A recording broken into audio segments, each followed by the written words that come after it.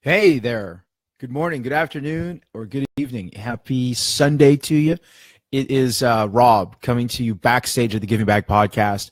I'm going to be talking a little bit today about a great question that people ask me actually all the time. And it is, how can I use my giving back to win more business? And it's been a great talking point for many years. Um, Ever since the renovation of the American Statue of Liberty, right? It's been it's been there because in the course of PR, donations, corporate donations, things like that, um, people wonder about how to make that happen. So we're going to be talking about that today, and the person who asked me that question is on the line. Hey, Allison, great to see you out there. Hope you're having a beautiful day with that awesome kid of yours. He's just a fantastic looking kiddo, and hope your hub is feeling a lot better. So we're going to be talking about that in. We'll just dive right in. So 5, 4, 3. Oh wait, hold on a second, because this is Facebook Live, and I get to do this, which is kind of weird, but it's fun. Let me put this out a little bit because there are a couple things I want to make sure I talk about. You ready? All right. So here we go. 5, 4, 3, 2, and 1. Wait, are we going? No, we're not going. Hold on. Wait. Sorry, guys. Here we go. All right. So today on the cover, a gentleman named Seth Godin. He's going to be helping me address this awesome question that I was asked recently and actually get asked all the time. How can I use my giving back to win more business? So I'm working on a new program, Give and Grow Rich, how to transform your business into a force for good, because there are so many people who want to do killer awesome stuff, and they care a lot, and they say, hey, I'm pouring into my business time, effort, gosh, and you know what, I'd like to do both. Why do they have to be different? Why do they have to be separate? The fact that business as usual was always business separate from personal, never the twain shall meet. It's different now, right?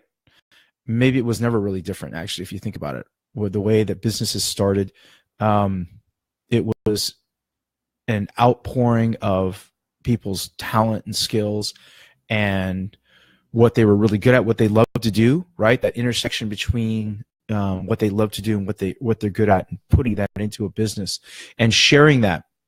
And some people did well, and some people did not so well, as is the case with business and your marketing. And so a natural question that comes up for me, being in the space of community service, of helping others, of giving back, of pouring into others, is how can I use my giving back to win more business? So that quote up there with Seth, making promises and keeping them, is a great way to build a brand. Well, that question came up, and that just kind of popped up. Actually, it popped up a couple of times. And it's a great quote. It's a great quote from somebody who knows a lot about marketing, who's been really successful building his own business and building his brand, and doing a lot of mentorship and teaching about not just marketing, but also how to embody in your business what's important to you, how to make that happen, how to show it, how to talk about it, and most importantly, how to really live it. So that is making promises and keeping them is a great way to build a brand, because the brand is you ultimately, right? I mean, the brand is you, the brand is company, and it really does it matter so much in scale? It does, between a personal brand, right, Seth Godin, and let's say like Squidoo, which was a company that he helped found. And that whole vibe and who they attract and who they work with is important, right? And having that integrity. So another thing he says, which really goes hand in hand, is he says that being in a crowded marketplace, fitting in is a failure. In a busy marketplace, not sharing, not standing out is the same as being invisible, right? So remember, this is somebody who has just had a phenomenal amount of success, both again with Squidoo and another company that was acquired by Yahoo. The name escapes me right now, and it's not so important. But also in his writing, right? He wrote books like Purple Cow. Everybody pretty much remembers that one, which is pretty awesome. Transform Your Business by Being Remarkable. And even before that, he wrote a book called Permission Marketing, right? Turning strangers into friends and friends into customers, about building trust and adding value, right? About adding value, not interrupting their lives with commercials. And then he wrote two more books, which are classics. But this next one is not so well known. In 2005, he wrote All Marketers Are Liars. And he crossed that out, and it's actually storytellers. And it's marketing by telling authentic stories. And then as he moved a little bit more beyond marketing and thinking about movements, he wrote Tribes, which is just a super book, leading, connecting, and creating movements. So why does that all fit in with that question? How can I use my giving back to win more business? It comes back into authenticity. It comes back into the reason why. So if you think about giving back, and I think about how much you receive in return, there's nothing wrong with understanding that. There's nothing wrong with knowing that what I give, when I give from the heart, is going to bring me tenfold, probably at least tenfold, probably a lot more, but there you have it. So when you choose to give back, is it based on knowing that you'll get something in return? Or is it based on knowing that for you it's the right thing? It's where your heart lies. It's what you want to make a difference on, whether it's a daily occurrence or whether it's a everyday occurrence, or whether it's something bigger that you want to have purpose to. No matter what, knowing that you will receive so much in return doesn't invalidate the power of what you're doing, and it doesn't invalidate the intentions that you give. It just means that water's wet when you go in, or you may know how cold it is, or that the sky is blue.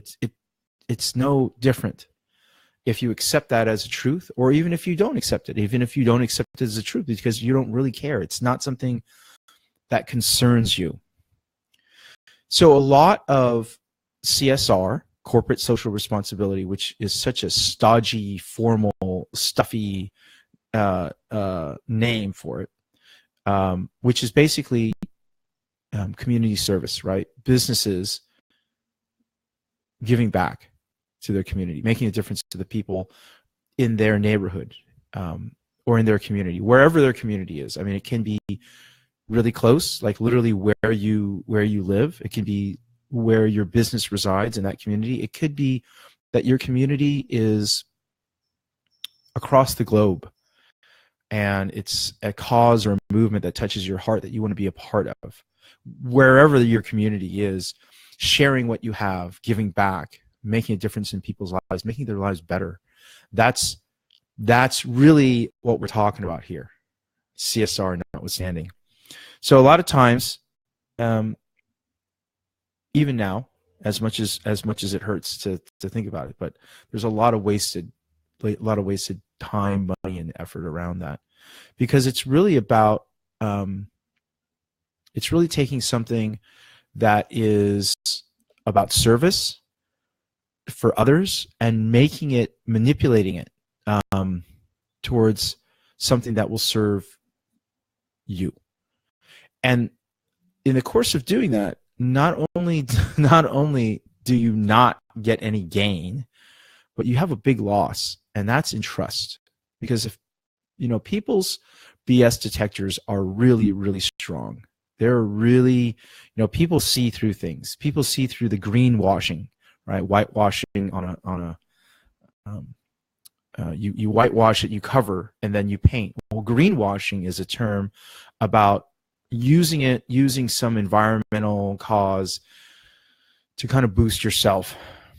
And it's done when you don't really feel that. It really isn't a strong purpose behind that. It's just done for the sake of getting your own name out there and being part of something which you have no heart in.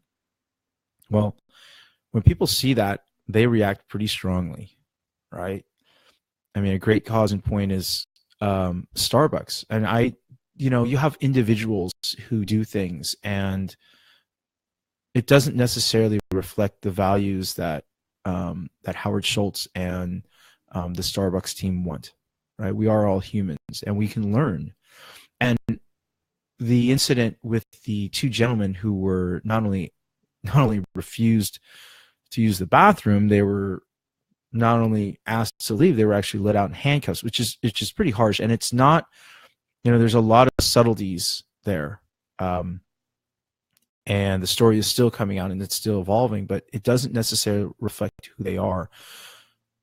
But people pick up on that really fast, and now more than ever. And if you're trying to BS them, it just doesn't work. It whips back around, and people get very upset. So back to this idea of how can I use my giving back to win more business? Well, the shorter answer is you can't. You can't if that's your intention, because it won't work. The people that you're trying to connect with will see that it's just lip service. Your customers, when they hear it, it'll ring false to them. The people that you're trying to serve, they know that you'd rather be doing something else. And you're not really there for them. So kind of in all ways, it collapses. And it's really unfortunate that people would even think about doing it for that reason. But for those people who are doing it for all these right reasons, that they want to serve, it's something in their heart, it's something that they're giving without thought of acknowledgement or thank you or any recognition.